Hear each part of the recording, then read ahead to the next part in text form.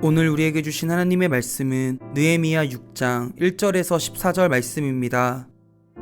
산발랏과 도비야와 아라비아 사람 게셈과 그 나머지 우리의 원수들이 내가 성벽을 건축하여 허물어진 틈을 남기지 아니하였다 함을 들었는데 그때는 내가 아직 성문에 문짝을 달지 못한 때였더라.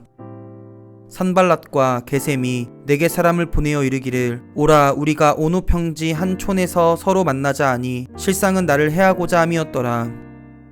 내가 곧 그들에게 사자들을 보내어 이르기를 내가 이제 큰 역사를 하니 내려가지 못하겠노라. 어찌하여 역사를 중지하게 하고 너희에게로 내려가겠느냐 하매 그들이 4번이나 이같이 내게 사람을 보내되 나는 꼭 같이 대답하였더니 산발랏이 5번째는 그 종자의 손에 봉하지 않은 편지를 들려 내게 보냈는데 그 글에 이르기를 이방 중에도 소문이 있고 가스무도 말하기를 너와 유다 사람들이 모반하려 하여 성벽을 건축한다 하나니 내가 그 말과 같이 왕이 되려 하는도다. 또 내가 선지자를 세워 예루살렘에서 너를 들어 선전하기를 유다에 왕이 있다 하게 하였으니 지금 이 말이 왕에게 들릴지라. 그런즉 너는 이제 오라 함께 의논하자 하였기로 내가 사람을 보내어 그에게 이르기를 내가 말한 바 이런 일은 없는 일이요 내 마음에서 지어낸 것이라 하였나니 이는 그들이 다 우리를 두렵게 하고자 하여 말하기를 그들의 손이 피곤하여 역사를 중지하고 이루지 못하리라 함이라. 이제 내 손을 힘있게 하옵소서 하였노라. 이후에 무에다벨의 손자 들라야의 아들 스마야가 두문불출하기로 내가 그 집에 가니 그가 이르기를 그들이 너를 죽이러 올 터이니 우리가 하나님의 전으로 가서 외소 안에 머물고 그 문을 닫자. 저들이 반드시 밤에 와서 너를 죽이리라 하기로 내가 이르기를 나 같은 자가 어찌 도망하며 나 같은 몸이면 누가 외소에 들어가서 생명을 보존하겠느냐. 나는 들어가지 않겠노라 하고 깨달은즉 그는 하나님께서 보내신 바가 아니라 도비야와 산발랏에게 뇌물을 받고 내게 이런 예언을 함이라. 그들이 뇌물을 준 까닭은 나를 두렵게 하고 이렇게 함으로 범죄하게 하고 악한 말을 지어 나를 비방하려 함이었느니라. 내 하나님이여 도비야와 산발랏과 여선지 노아랴와 그 남은 선지자들 곧 나를 두렵게 하고자 한 자들의 소행을 기억하옵소서 하였노라. 오늘 이 말씀에 많은 은혜 받으시기 바랍니다. 6장 1절에 보면 성벽을 건축해서 허물어진 틈을 남기지 아니하였다 이렇게 되어 있죠. 계속해서 외부의 어려움이 있었고 4장에서 5장에서는 내부의 이제 갈등이 표출돼서 내부의 어려움이 있었는데 외부와 내부의 어려움을 극복하고 느헤미야는 계속해서 어려움이 있든지 아니면 어려움이 없는 날이든지 성벽을 짓는 것, 성벽을 재건하는 것은 중단하지 아니했다 하는 걸 여러분이 볼 수 있습니다. 밖에서 공격을 해도 내부에서 갈등이 어려워도 절반은 일하고 절반은 경계를 서고 절반은 일하는 도구를 들고 절반은 칼과 창과 활을 들고 성벽을 매일 쌓았기 때문에 드디어 허물어진 틈을 남기지 않고 성벽이 완성을 앞에 두고 있는 단계에 이르렀다는 거죠. 이때에도 외부의 공격, 즉 적의 공격은 멈추지 않습니다. 4장에 있는 외부의 공격은 어떤 것인가 하면 성을 쌓는 사람 전체, 이스라엘 사람 전체를 향한 공격이었습니다. 6장의 공격은 어떤 것인가 하면 이제는 성을 쌓는 일을 전부 다 하니까 마지막 완성을 못하게 하려면 저 성을 쌓는 일을 앞에서 이끄는 사람, 그러니까 리더십, 느헤미야를 공격하는 것입니다. 이 공격의 대상이 달라집니다.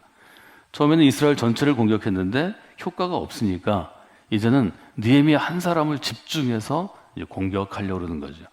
그러니까 적의 전략이 말하자면 성을 쌓지 못하게 하는 악한 세력의 전략이 조금 더 세분화되고 지혜로워지는 것을 여러분이 볼 수 있습니다. 완성을 앞두고 공격은 느헤미야가 받는 거죠. 이제는 리더를 공격합니다.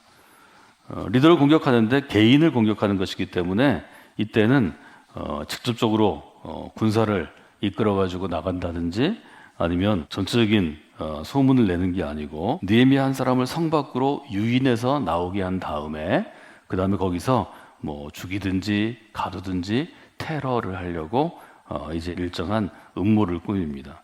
그래서 사람을 보내죠. 사람을 보내서 뭐라고 얘기냐면 우리가 오노 평지의 한 마을에서 서로 만나자. 오노 평지는 말하자면 예루살렘에서 나와서 뭐 반나절 길, 한참을 떨어진 곳이라는 거죠. 그때 느헤미야가 나가서 만날 수 있죠. 너무 시끄러우니까. 짓는 걸 너무 방해하니까 회유하거나 뭐 그때 좀 설득할 수 있죠. 근데 리더는 이때 내 개인을 생각하는 게 아니라 내가 해야 될 일을 먼저 생각해야 합니다. 느헤미야가 제일 중요한 건 내가 욕을 먹는 것이나 아니면 누가 나한테 뭘 하는 것이나 해코지하는 것이나 이런 게 아니고 성을 쌓는 게 리더가 해야 될 일이라고 자기 이해가 분명했기 때문에 이게 무슨 뜻이 있을까 생각합니다. 2절에 보면 이렇게 되어 있죠. 실상은 나를 해하고자 함이라. 선한 뜻으로 나를 만나서 성을 완성하는데 이런 점을 했으면 좋겠습니다. 이걸 요청하려는 게 아니고 나를 공격하려고 이끌어내는구나, 유인하는구나 하는 것을 느헤미야가 파악했다는 거죠. 그래서 리더에게 중요한 것이 분별력, 즉 지혜라고 저희가 얘기할 수 있겠습니다. 느헤미야는 그걸 파악한 다음에 3절에 보면 내가 곧 그들에게 사자를 보내서 이르기를, 사자를 보냈다는 것은 자기 심부름꾼을 보냈다는 거죠. 그래서 그 뜻을 알지만 느헤미야가 뭐 화를 내거나 나가서 욕을 하거나 뭐 공격하는 게 아니고 일단 예절을 갖춰서 거절합니다. 그 이유는 성 쌓는데 방해가 덜 오게 하려고 하는 거죠. 사자들을 보내서 얘기합니다. 내가 이제 큰 역사를 하고 있으니, 내가 지금 큰 일을 하고 있으니 내가 여기를 비울 수가 없다. 내가 비우면 역사를 중지하게 되는데 어떻게 갈 수 있겠느냐. 좋게 이렇게 얘기합니다. 6장 4절에 보면 이 사람이 나를 돕는 사람인가 적인가를 알 수 있는 거 금방 알 수 있습니다. 돕는 사람은 예를 들어 내가 예절을 갖추고 내가 분명한 이유가 있어서 요청에 응하지 못하면 그럴 수 있겠다. 그러면 성을 다 쌓고 완결한 다음에 나를 만나자. 이럴 것입니다. 그런데 자기가 원하는 대로 하지 않으니까 4절에 보면 그들이 4번이나 이같이 내게 사람을 보내되 집요하게 공격합니다. 여기 보면 4번이나 똑같은 일을 합니다. 4번이나 제안한 사람도 끈질기고 느헤미야가 보면 여기 보면 나는 똑같이 대답했다. 느헤미야가 이미 그들의 의도를 알고 사실은 상종하지 않는 것입니다. 휘말리지 않는 것입니다. 이것은 그리스도인에게는 쉽지는 않은 일입니다. 4번이나 똑같은 걸 제안하는데 그리스도인이 4번이나 거절 못합니다. 왜냐하면 우리는 은연중에 그리스도인은 다른 사람의 요구에 예스해야 된다는 일종의 강박관념이 있습니다. 그렇지 않습니다. 우리에게 중요한 하나님의 일이 있는데 그 하나님의 일을 놓고 누가 얘기한다고 해서 시간을 뺏기고 에너지를 뺏기고 내가 해야 될 일을 뺏긴다면 그것은 하나님의 일을 방해하는 것입니다. 노할 줄 알아야 합니다.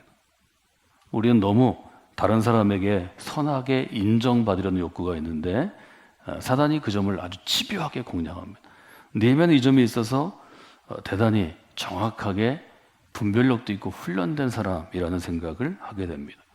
4번을 똑같은 제안을 해도 이것은 쓸모없는 제안이고 잘못된 생각이 있고 하나님의 일을 망치기 때문에 아주 강력하게 거절합니다. 5절에 보면 적의 공격이 이제는 굉장히 강력해집니다. 말하자면 올무를 놓는 것입니다. 함정이 생깁니다. 5절에 어떤 함정이 생기나요? 산발랏이 5번째에는 종자의 손에 심부름하는 자기 부하 직원의 손에 봉하지 않은 편지를 들려서 내게 보냈는데 여기 함정이 있죠. 여러분들이 묵상할 때 밑줄을 딱 그어야죠. 밀봉하지 않은 편지를 보냈다는 것입니다. 말이 안 되죠. 심부름꾼에게 편지를 보낼 때는 모든 그 당시의 문서는 밀봉하는 것입니다. 의도적인 편지인 거죠. 봉하지 않은 편지는 공개됐다는 거죠. 느헤미야가 보기 전에 이미 심부름꾼이 이걸 받고 심부름꾼과 만난 사람들이 다 볼 수 있는 거죠. 봉하지 않는 편지에 이르기를 6절에 그 글에 이르기를 이건 곧 지금으로 얘기하면 언론에 공개한 것입니다. 편지를 들고 느헤미야에게 주기 전에 기자들을 불러가지고 나 지금 느헤미야한테 편지 갖고 가는데 이렇게 써있네? 미리 흘린 것입니다. 6절에 보면 그 글에 이르기를 이방 중에도 소문이 있고 기스무도 말하기를 소문이 있다는 거죠. 스캔들이 있다는 거죠. 이런 얘기가 지금 돌아다니네. 뭐 뻔하죠. 누가 소문 냈겠어요? 편지 쓴 사람이 낸 거죠. 근데 여기 보면 두 가지로 얘기합니다. 이방 중에도 소문이 있고 이미 다 안다는 거죠. 그 다음에 가스무도 말하기를 뭐 하면 이거는 어떤 특정한 사람을 통해서 신뢰할 수 있다, 이걸 보여주는 거죠. 내용은 뭔가요? 너와 유다 사람들이 모반하려 하여 성벽을 건축한다 하나니 내가 그 말과 같이 왕이 되려 하는도다. 느헤미야가 지금 열심히 성벽을 건축하고 뭐 어려운 일이 있는데도 느헤미야가 하고 자기 재산을 내놓고 하고 자기 사람들로 열심히 하는 이유는 성을 건축하고 느헤미야가 왕이 되려 한다. 이게 제일 치명적인 음모죠. 왕이 다스리는 시대에 왕이 있는데 누군가 너무 정치도 잘하고 백성들에게 인기가 있다. 그럼 죽는 거죠. 왕의 라이벌이 되니까요. 지금 느헤미야가 바로 그 일을 한다. 말하자면 저기 음모의 핵심은 이렇게도 저렇게도 느헤미야가 넘어가지 않으니까 지금 느헤미야는 반역자다. 예루살렘 성을 재건한 다음에 이스라엘을 독립하려고 왕과 싸울 거다. 가장 치명적인 올무를 가져다 준다는 거죠. 느헤미야 6장 8절과 9절에 보면 느헤미야는 아주 분명하게 얘기하죠. 내가 사람을 보내어 그에게 이르기를 8절입니다. 내가 말한 바 이런 일은 없는 일이요 내 마음에서 지어낸 것이라. 굉장히 단호하게 대처합니다. 모반을 꾀하는 일은 내 마음이 없기 때문에 나는 이거에 대해서 뭐 깨끗하다. 나는 뭐 더 이상 얘기할 게 없다. 아주 딱 자기 입장을 얘기하죠. 그러니까 이게 쉬운 게 아니죠. 9절 같이 읽어볼까요? 이는 그들이 다 우리를 두렵게 하고자 하여 말하기를 그들의 손이 피곤하여 역사를 중지하고 이루지 못하리라 함이라. 이제 손을 힘있게 하옵소서 하였노라. 느헤미야도 두려움이 있었을 것입니다. 이 사람들이 여기만 소문내는 게 아니고 왕한테도 줄을 대서 느헤미야가 이상하다고 왕한테 역심을 품고 있을 것이라고 이렇게 얘기할 수도 있죠. 이미 하고 있을 수 있죠. 느헤미야가 그때 기도합니다. 하나님, 이제 내 손을 힘있게 해주시길 원합니다. 성벽 완공하는 게 얼마 남지 않았습니다. 전 여러분에게 이런 믿음 있는 분들이 되시기를 주님의 이름으로 부탁을 드립니다. 이 공격이 끝나면 다 끝났을 것 같은 건데 이 공격이 있고 느헤미야가 마음이 어려울 때 가장 가까운 사람을 통해서 공격이 들어옵니다. 10절에 보면 이렇게 되어 있죠. 스마야라는 인물이 있는데 두문불출하기로, 이렇게 어려움이 있으면 와서 느헤미야를 위로하기도 하고 격려해야 되는데 집에서 안 나와요. 그래 할 수 없이 느헤미야가 내가 그 집에 가니 신방하러 갑니다. 신방하러 갔는데 신방하러 간 느헤미야에게 얘기합니다. 느헤미야를 위해서 얘기하는 것처럼 들리죠. 스마야는 이렇게 얘기합니다.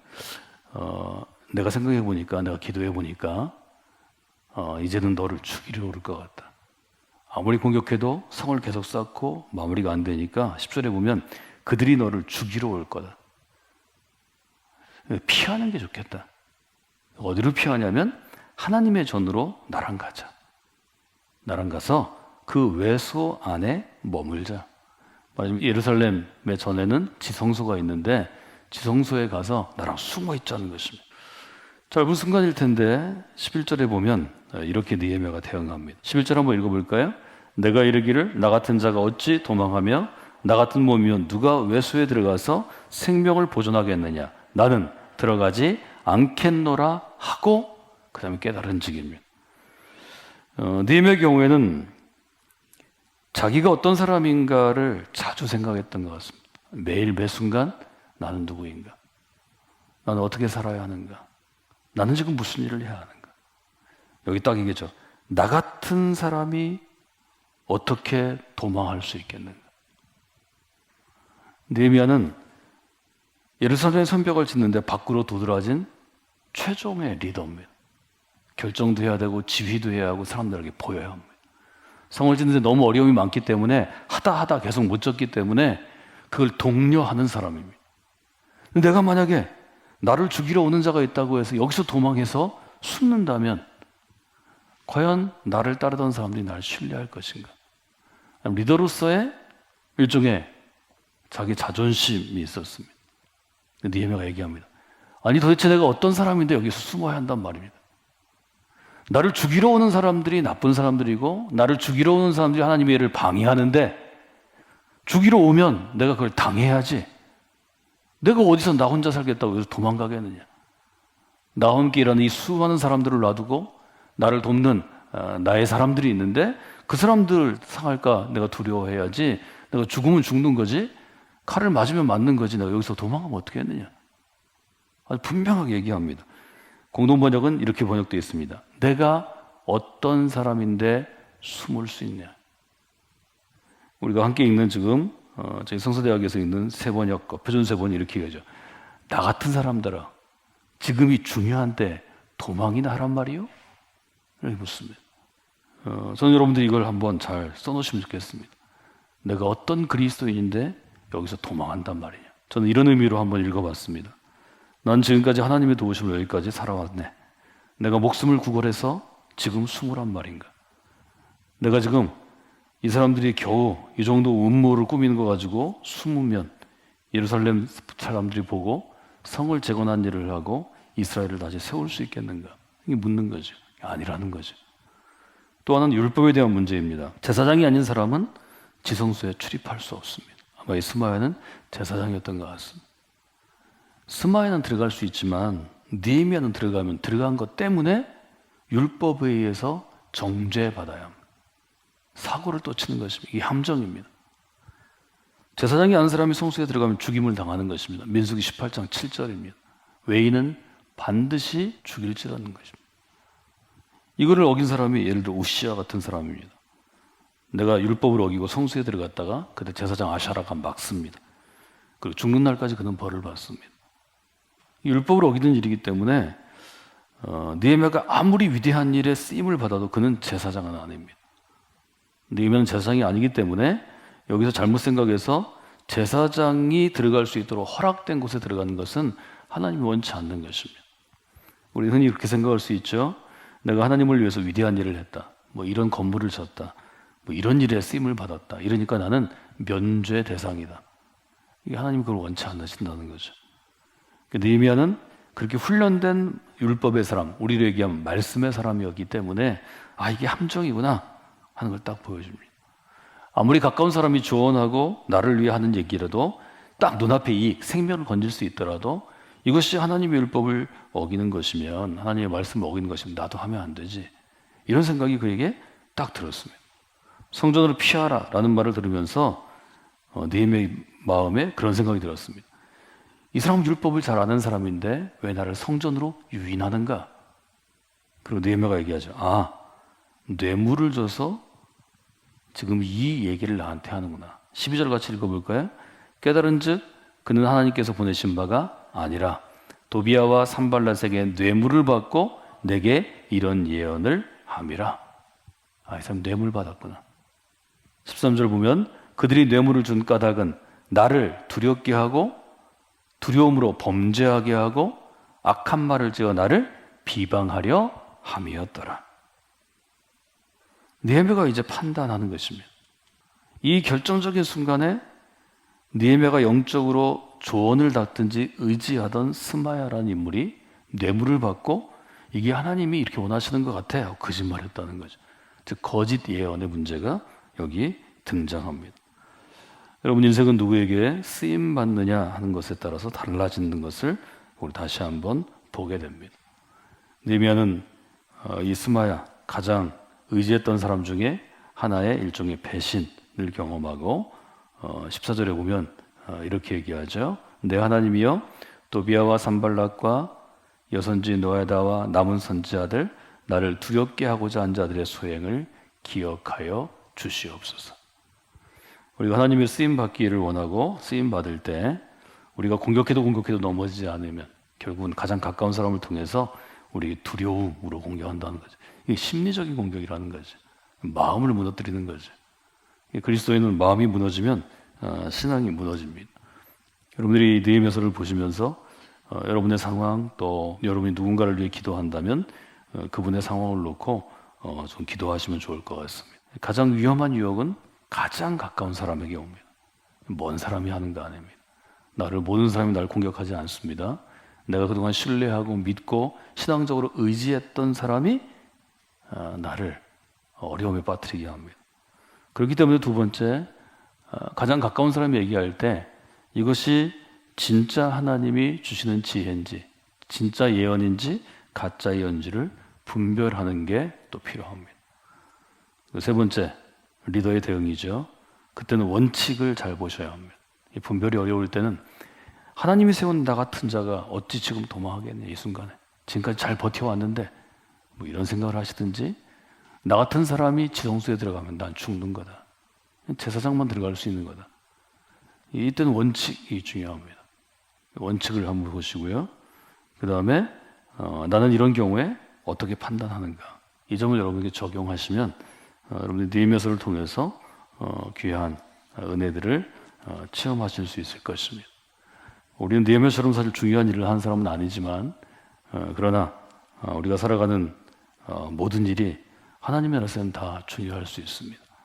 여러분의 맡겨주신 것, 또 이런 분들을 여러분이 보시고 또 교회 안에서 일하는 저와 목회자들, 또 우리 성도들 중에서 결정에 대한 일을 하는 주로 장로님들, 이런 디시전 메이킹 하는, 교회를 위해서 뭔가를 결정하는 분들이 일을 할 때 이런 어려움에서 하나님께서 지켜주시고 지혜해 주시길 원합니다.